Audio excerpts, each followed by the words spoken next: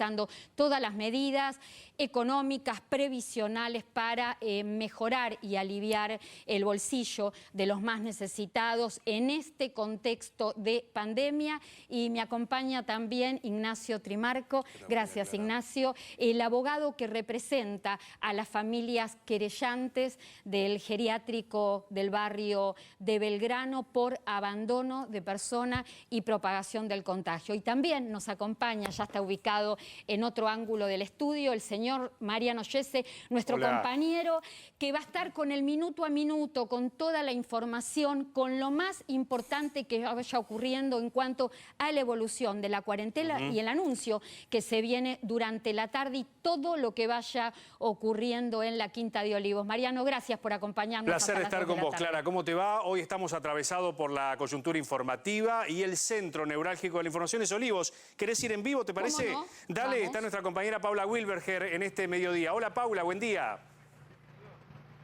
Mariano, Clara, muy buenos días y todas las expectativas están puestas aquí en la Quinta Presidencial de Olivos porque desde este lugar el presidente Alberto Fernández va a anunciar cómo sigue la cuarentena hasta el próximo 10 de mayo. Es la tercera vez que se posterga y entramos en la cuarta etapa de esta cuarentena, de este aislamiento social preventivo y obligatorio. Y claro, se van a conocer cuáles van a ser las condiciones, cómo se va a llevar adelante esta nueva fase de la cuarentena. ¿Qué se sabe acerca del horario? Ustedes saben que históricamente todos los anuncios del presidente con respecto a la cuarentena fueron por la noche, fueron a última hora. Se hablaba de un horario después del mediodía, luego este horario se corrió a las 4 de la tarde. Bueno, lo último que sabemos acerca del horario es que sería después de las 17 horas. Esa es la última información que tenemos. Por eso estamos muy atentos aquí a este portón, al movimiento, al ingreso de vehículos, porque siempre antes de estos anuncios hay reuniones previas con los funcionarios, con los ministros, con sus colaboradores más allegados. Paula, cuando lo necesites, por supuesto, te comunicás y allí estaremos. Mariano, sí. Cuarentena preventiva, social, obligatoria. Este anuncio de la tarde por parte del Gobierno Nacional sería la tercera prórroga que haría que esta cuarentena entre en su cuarta etapa. Exactamente, y muchísima expectativa porque si bien ya en el boletín oficial de ayer estuvieron las directrices para provincias que pueden relajar la cuarentena con actividades, después lo vamos a recorrer, hay mucha expectativa por lo que va a pasar en Capital y Gran Buenos Aires. Por eso el anuncio de las 17 es importante porque en el centro de la escena está el pedido de flexibilizar el tema de los chicos. Hay por lo menos 11 millones de chicos menores de 14 años que hoy están encerrados en sus casas hace más de 40 días. Entonces es clave si el gobierno va a aceptar los consejos de los expertos en estas horas, ¿no? Bueno, vamos a ver qué es lo que se anuncia a la tarde. Por el momento sabemos que se flexibiliza la cuarentena en 9 provincias, que en unos momentos va a ampliar esta información Mariano Gesse, pero por el momento también tenemos la certeza de que no espectáculos masivos y no vuelta de clases. Esto es lo que sabemos por el momento. Dialogamos con Ignacio Trimarco, yo decía hace unos momentos, abogado, representante de las familias que han decidido querellar, denunciar al geriátrico del barrio de Belgrano, los Incas, por abandono de persona y propagación de la enfermedad. Así es, Clara. Escuchaba tu comentario previamente respecto de los errores que se cometen en el protocolo y las consecuencias que tienen. Y a ver, que ingrese el virus es justamente un error del protocolo de la prevención, ¿bien? Pero lo que sucedió después es un acto de negligencia y de dolo, ¿bien? De dejar a los residentes en un estado de indefensión, librados a su suerte, al cuidado de personas que no estaban capacitadas para esa función. Y que estaban enfermas. Que estaban Había un enfermas enfermero que estaba y con que COVID. lamentablemente ya terminaron con la vida de una de esas personas. Dios quiera que no haya más víctimas fatales, pero es un hecho, la verdad, que lamentable. Tenemos información de que hay 18 residentes en el geriátrico que ya han dado positivo, 10 empleados del establecimiento también con COVID positivo y, como bien decía el doctor Trimarco, una fallecida en el día de ayer. Ayer a la tarde, una persona grande, no trascendió su edad, pero que murió como consecuencia de coronavirus. querellan a los dueños del geriátrico, del establecimiento, al equipo médico y al Estado. Exactamente. La denuncia se inicia a través de la denuncia de unos familiares que hacen saber estas circunstancias a las autoridades. Y esa primera denuncia es por el delito de abandono de persona. Después se agrega otra denuncia más por el delito de la propagación del virus. ¿Bien? Esas dos causas después fueron unificadas. Las familias ahora nos están presentando para avanzar en la querella, bien, como bien vos decías, contra las autoridades del establecimiento, el personal médico que haya tenido algún tipo de responsabilidad y así también investigar si es real la supuesta versión de las autoridades de la institución que dicen haber puesto en conocimiento a las autoridades sanitarias. Bueno, acá va a ser clave, seguramente cuando realizaron el allanamiento, la justicia se hizo de las historias clínicas. Las historias clínicas van a contar qué pasó los días previos a la evacuación y al allanamiento y clausura del establecimiento. Eso iba a preguntarle a Ignacio, si se conoce cuál fue el día cero donde se descubrió que había digamos, abuelo contagiado de coronavirus en esa residencia. Eso es materia de investigación todavía, bien, que por supuesto con la diligencia de allanamiento se está recabando un montón de información y también esa información tiene que ser contrastada con las comunicaciones a las autoridades sanitarias, bien, para ver cuándo efectivamente estaba el primer caso. Lo que sí tenemos ya corroborado es que a partir del día viernes, bien, los residentes quedaron solos y las autoridades le pidieron a las familias que vayan a buscar por sus propios medios a los abuelos que estaban en la residencia, bien, que estaban contagiados. Y salieron a dar una serie de explicaciones diciendo que hicieron todo lo que estaba a su alcance. Sinceramente no, bajo Se lo ningún comunicaron concepto. por mail. Por Le comunicaron que en el geriátrico había contagio justamente por Exactamente. coronavirus y que además tenían que pasar a retirarlos por el establecimiento. Exactamente. Entonces nosotros entendemos que eso es un acto doloso, porque si sabes que una persona está infectada, bien, por más que quizás a de algunos haya dado negativo, pero están en contacto estrecho, Totalmente. bajo ningún concepto pueden intimar a las familias a que vayan a retirar al residente porque lo están poniendo en riesgo y de una manera dolosa. Hay una causa paralela que la lleva adelante el fiscal Maximiliano Vence, que está relacionado a lo que vos preguntabas, Damián. A él le cabe determinar cómo y cuándo se produjo el primer caso y si se aplicaron o no los protocolos de bioseguridad. Esto lo va a arrojar las filmaciones de la cámara del propio establecimiento, si es que pudieron secuestrar también eso en el allanamiento. Se secuestraron, pero tenemos información por distintos lugares que las cámaras en principio no grabarían, que eran simplemente para observar.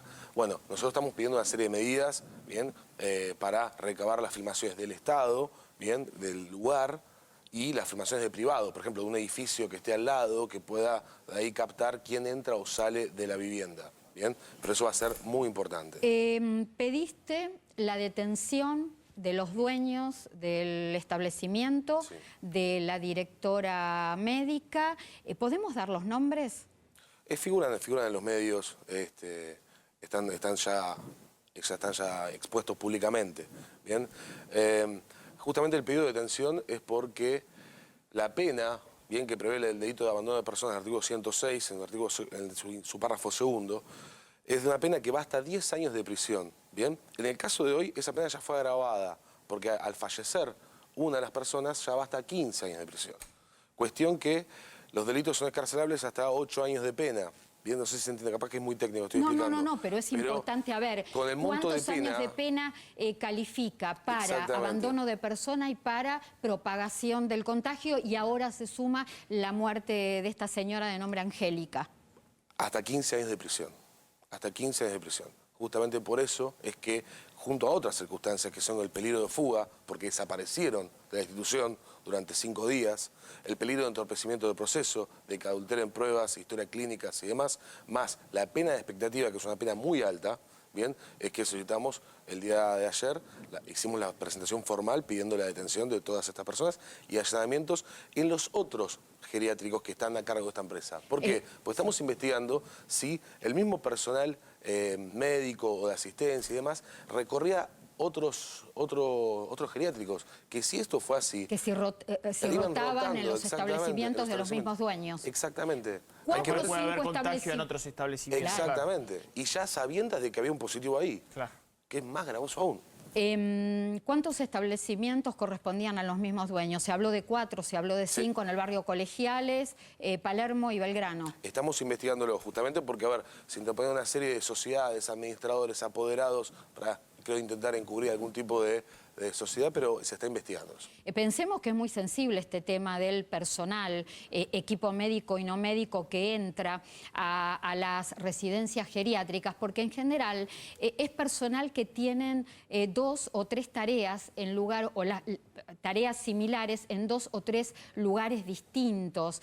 Entonces es ahí donde empieza a correrse el riesgo del contagio, en el entrar, en el salir. Además, tenemos que pensar lo siguiente para que la gente lo entienda. En una residencia geriátrica, todos los residentes viven en comunidad. ¿Esto qué significa? Que comparten todo. En la mayoría de los casos, depende de la situación económica, comparten habitación, comparten baño, 2 personas, 3 personas, 4 personas, pero además comparten todas las comidas, comparten talleres.